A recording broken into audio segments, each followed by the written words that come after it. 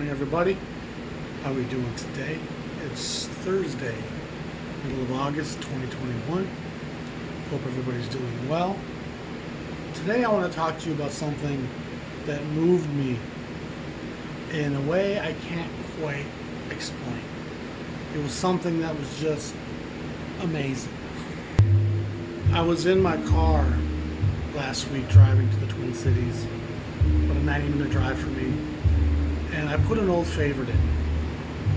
I slid in a Billie Holiday compilation CD called Billie Holiday Plays for Lovers, and they did a series of those. I think they were putting them in coffee shops, early 2000s. Coltrane Plays for Lovers, Miles Plays for Lovers, Johnny Hartman Plays for Lovers, and I would grab them when I saw them used. They're nice little collections. I could download them into my computer. Just great ways to get to know an artist's catalog.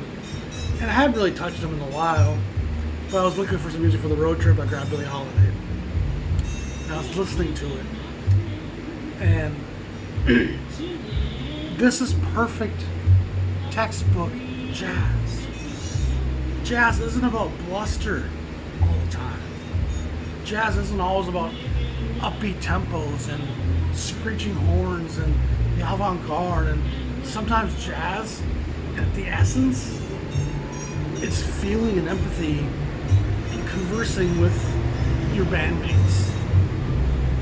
And there's a high level of empathy between Billie singing and Sweets Edison playing and Ben Webster's playing.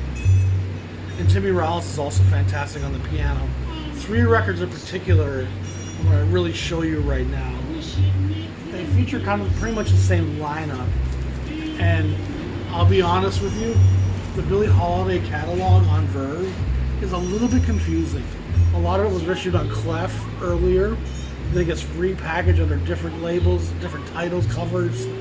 Sometimes they'll put a couple 10 inches together or some tracks in this session. So it's a bit convoluted. But if you look at the band on these 3 records, with Sweets Edison, Ben Webster, Jimmy Rallis, the great Barney Kessel, who's also just fantastic on these. Red Mitchell, the drummer seems to change out between Alvin Stoller, Joe Mondragon, and Larry Bunker. But all 3 of these records have pretty much the same group. And Sweets Edison, first of all, steals the show. He's just accenting what Billie has to say. And then, oh, I think you can hear that. Webster's in there going, you never know it. Webster's so breathy. And it was really in my car in that kind of surround setting where the layers of Sweets, Billie, and Webster, especially those 3, were just kind of effortlessly exchanging dialogue. I'm going to say Kessel was fantastic, but Kessel seems to have his own more set-aside parts. And he shines in those parts, and he does add color and little trills and flavor with the other guys as well. But it's really Sweets and Webster that seem to kind of interplay. And even though this is supposed to be my bars, I want you to echo me and play with me. And I'm going to talk back to you on your parts. And of course, they're also backing Billie. And so they get their breaks where they do their solos, but there's also just constant affirmation of what Billie's saying via Ben Webster's breathy saxophone, via that muted, wonderful Sweets Edison. This is some of the greatest jazz ever made. And it's not about bluster in any way. It's about delicacy. It's about suiting the color that's needed. Brash oranges and yellows aren't needed here. What's needed is pastels. And the minimalism. It's the call and response of the church pastor and the choir, where the choir is saying, "Yeah, we hear you, pastor," and then the pastor says, "Da da da da da da da." It's the gospel of the black church, the blues, and what jazz is in its most finite sense. There's nothing blustery about this. There's nothing full of brashness and immediacy and urgency. Yet, there's a calm desperation to it. And an absolute unity exists. And again, Rawls is fantastic. Barney Kessel is just amazing. The rhythm section is all just laying down what needs to be said and done. But that Billie Holiday Plays for Lovers CD, it takes tracks from these records and also a couple other ones I'm going to show you that feature Charlie Shavers on some of them. Great Benny Carter plays on some of these. And again, all 8 of these are all must-have records. And they all kind of come from the same era, 53 through 57, 58. The stuff that she does with Ray Ellis, those records aren't as important. Stuff on Columbia, that one on Metro, Jazz, MGM. It's these records here that, to me, really drive home in a small group setting the wonderful nature of what jazz is. Carter, Edison, Kessel, Rawls, John Simmons is on the bass on that one. I don't know John Simmons very well. Flip Phillips, Charlie Shavers, Oscar Peterson with Barney Kessel, Ray Brown, Alvin Stoller. This one has Sweets Edison, Benny Carter, Barney Kessel, Jimmy Rowell, Simmons, and Bunker again. All these, and some of this stuff appears on Billie Holiday Plays for Lovers as well. This one seems to be for many sessions. There's quite a few musicians on it. I won't even list them, but a lot of the same names are still appearing here. And then again, Bud Johnson shows up on some of this one. With Charlie Shavers, the great Billy Bowers on guitar on some of this. Herb Ellis is on guitar on some of this. So again, many of these records are from multiple dates. But still, Norman Granz does a great job putting these records out there and repackaging them on Verve and having them be accessible. And Verve kind of kept them in print for a long time. And these 3 especially, with Sweets and Webster and Rawls and Kessel, are just masterpieces of the genre. And I'm going to tell you, in my car, I was almost moved to tears at times by just some of the powerful, emotional interplay. And it's not something I think I'm going to be able to get across very well here without playing it loud and getting the episode taken down. Just listen to the beauty. And Barney Kessel's soft. He's just wonderful at playing these chords that are just delicate. You know, a lot of his playing, Rawls in there too. I gotta tell you guys, if you don't have this stuff, you need to have it. And if you don't know where to start, go on to Discogs or eBay and get Billie Holiday Plays for Lovers for probably $1 for a CD right now. I'm guessing they're out there plenty, and I'm guessing they're really cheap. This version of Body Soul is fantastic.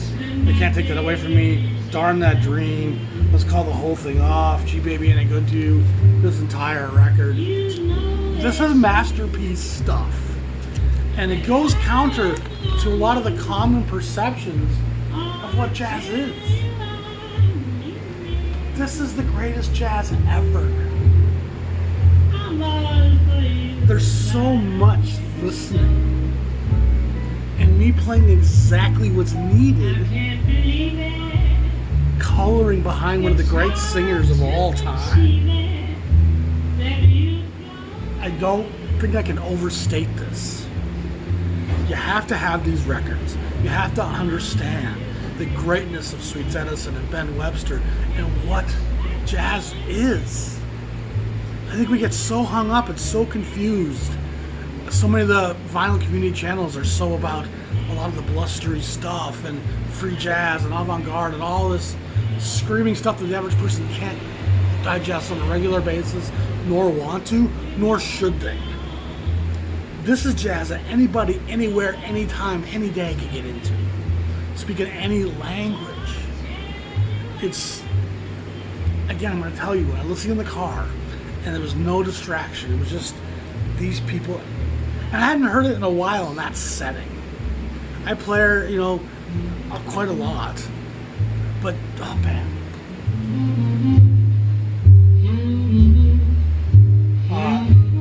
Just the tonation, the thoughtfulness, the in tune with my fellow members of this group. It's so finely tuned. There's not anything static about it, so it doesn't feel boxed or canned. It feels very candid and very real, yet it's all completely in place. It's all fitting in shape and tone and color. And there's times where Webster is just warbling softly underneath what Billie's saying. And then Sweets will come in and spike that with some high, muted, blissful, angelic sounds. And then Kessel might give you a few little bars, and then Rouse will tinkle a little bit, and all the while there's Sweets. This is improvised beauty. It's not canned, it's not phony, it's not boring or stifled. It's not that light jazz that people think it might be. It's absolutely the greatest that this formula ever has to offer. Listen to that. Again, we're just dialoguing. I hear you, Harry. That's how things are on your side of town. Let me tell you what's going over on my block. And then Ben comes in with that sorrowful tone and narrates part of his experience. And yet somehow it all laces carefully into the lyric of what the great Billie Holiday is singing. And so as beautiful as Billie is, and as pained and as sorrow-filled as her emoting always presents, it's the fabric of the sound that's shaping and morphing around her, particularly from Sweets and Webbs, that will just absolutely melt you. But you have to be serene and listen, because it's not this brash production. It's not composed and arranged. It's certainly not written. It's not this great ego-driven composition of super complexity. It's actually stripped of all those elements, and it's in its essence the basics. However, it's presented in such a dynamic and genuine, sincere, heartfelt, interwoven fabric of human condition that Webster's, again, he's just softly giving you these tones. You have to hear it yourself. There's no way this is going to be translating the way it did to me, and I can hear it, but I know you're not going to hear it like I'm hearing it. You need to listen to this stuff carefully. Headphones, car stereo, sit back and go through the 13, 14 songs on Billie Holiday Plays for Lovers. Or buy these records, or if you have them, put them on and listen to them carefully. I'm going to tell you, I sat there with a smile on my face the whole way on my trip, just enamored. Just like, this is the greatest shit ever. I was so blown away. And again, I listened to her all the time, but I hadn't really had that kind of isolation to really sit and listen to hear what Webster was saying and hear what Sweet Edison was doing, and to hear how much they were interplaying back and forth. That was the real specialty, the interlacing of our narratives to create one storyline. It's really a special thing. Barney Kessel, shining. So, track after track, you'll get to the essence of what jazz is. It's improvised emotion. It's not necessary to be complex. It's not necessary to be innovative. It's not necessary to blow your horn and shriek and honk. It's not necessary to play 100 miles an hour. It's not necessary to be a composer. what's necessary is emoting, feeling, empathy, listening. And that's what's lost, I think, a lot in the 60s.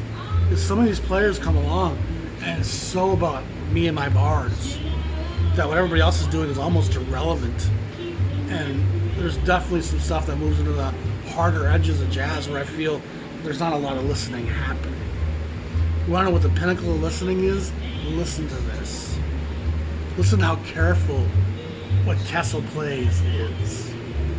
But not out of fear and not out of instruction, but out of a comprehension of what needs to be done. Listen to Sweets here.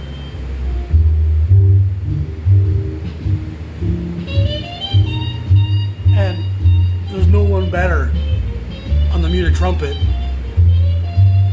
Miles Davis included, than Harry Sweetsettis. He's the architect. He's on a lot of the great Frank Sinatra records. He's truly one of the great players of the. You can't write that. You got to feel that. And then here comes Webbs. And Webbs and Sweets together, it just feels like it just sounds like two old black men chatting. From my days' experience in that community, seeing how they interact, they just sound like, and the whole group is amazing. And it's an interracial group with Rouse and with Kessel, but especially these two just seem to have the simpatico that's just so special and shares a similar experience. And Sweets and Webster were very different men. Ben had quite a drinking problem from what I understand. My friend Jean-Michel has told me. His body was really broken down. His weight had gotten away from him. His discipline, physically wasn't there. Sweets stayed much more under his own steam and slim and fit. And I don't think Sweets was much of a partier, if I recall. Doesn't drink or smoke or do drugs. I'm not positive on that, but if I recall, I think Sweets had a fairly clean lifestyle. And yet, hearing these two guys together, you'd think they were guardians of the same brothel. And she's the mama of the brothel. And obviously, we haven't talked about Billie here a whole lot. And she's, of course, so much the impetus behind all of it, with her limited vocal range. But it's her delivery, her way of soaking up the lyric and making it her own and inflecting it in a way where it even changes sometimes what it means. She's a very unique vocalist, very unique styling. In spite of her limited range, she wasn't really a diva. She wasn't really a virtuoso. She was just all guts and feel and the blues and the aspects of black life pour out of her. It gives her a kind of a credibility and a sensibility that even the greats like Nina Simone and Ella Fitzgerald don't have some of the things to say that Billie Holiday has to say. And so while we get all excited about Blue Note tone poets, which are fantastic and have a lot to say, and we can get into John Coltrane's expressive and emotive starships across the cosmos, and we can dig into Sun Ra Orchestra if you so choose to. I choose not to on that one. And yeah, I could dig Mingus some days. Black Satan and the Sinner Lady is a wonderful theatrical production that takes me on a wonderful journey. But yet, when I reduce it down to its minimalism, the simplest understanding of what jazz is, it's the ability to emote and to empathize with who else you're playing with, and therefore hearing what they're playing. And you're not going to hear, I can't, Webster's in the background always, just doing his little thing. Special things. Special things. So dig your Billie Holiday. And be careful what you buy. Her Columbia earlier stuff from the 40s is good. There's nothing wrong with that. But it's not the same as these small groups. And again, some of that later stuff towards the very end, she's in a weakened place. It's this mid-50s stuff where she's playing with other giants of the music in a wonderful setting where she's getting a lot of support, a lot of warmth, comfort, probably some care, because again, she was always ill, she was always battling drugs in the bottle. So to be in a place where she could feel comfortable around Norman Granz, around Ella Fitzgerald, around Ray Brown, around Oscar Peterson, around all these marvelous men and women of jazz that were at Verve, Clef Norgran in this period, that had to give her a sense of community and belonging and a place where she felt safe. And it leads to these incredible recordings. And I can't recommend enough, especially Body and Soul, All or Nothing at All, and Songs for Distinguished Lovers. And again, the other ones are fantastic too, with Bud Johnson, Charlie Shaver, music for Torturing, Stay With Me, Solitude, Velvet Mood, sung by Billie Holiday, and Benny Carter is fantastic on that, along with Sweet Edison. And then again, this Lady Sings the Blues is also just fantastic. And you won't really get the sense that these are from different sessions when you listen to them, because she's so Billie Holiday no matter who's around her. And I think she has a power to almost set a trance on her musicians. It's special, sacred ground. And next time someone tells you what jazz is and tries to define it, be careful of those charlatans. Because this, in your heart, in your soul, in your mind, is the healing power of black music. And it's this that's made these recordings legendary. And Billie Holiday is a legend. And today's generation is slowly hearing about her, through films and television and YouTube. And every generation is going to learn about her to some degree. But she is an absolute legend. And legends are legends for a reason. Marvin Gaye's a legend for a reason. Ray Charles, Aretha Franklin, they're legends for a reason. And boy, let me tell you, Billie Holiday's a legend for a reason. Ben Webster again. Just the wings of an eagle circling a great tower. Big ups, guys. Billie Holiday, Ben Webster, Harry Sweets Edison, Jimmy Rawls, the great Barney Kessel, Larry Bunker, Joe Mondragon, the whole crew. It's all elite level. Dig it? Let me know what you think. What's your favorite Billie Holiday song? Don't even tell me record, because again, the sessions are kind of jarbled. You can end up with earlier Clef ones that are repeats on here. What's your favorite Billie Holiday song? Which one's always kind of stuck with you and made you feel something? And if you don't got an answer to that question, you ain't dug deep enough yet. Put down the Impulse records, do some Billie Holiday, and get back to me. I guarantee you feel something. I guarantee you'll understand jazz in a different way. And you can be just as powerful and just have as much to say as some guy blowing 64 bars if you're succinct and discreet and precise and in the right place at the right time, like these guys are. This is perfect stuff. And I'm going to guess a lot of it was first take stuff. It just sounds all so fresh and so in tune with each other. And I'm guessing these guys didn't need to rehearse these songs. And they just sat back, listened to Billie, and they made him feel something, and they just said that.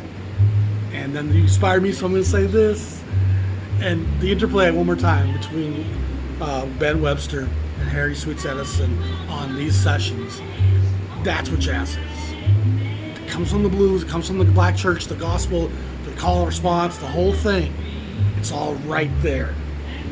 And as diluted and strong and potent a recipe as I can show you, that's jazz.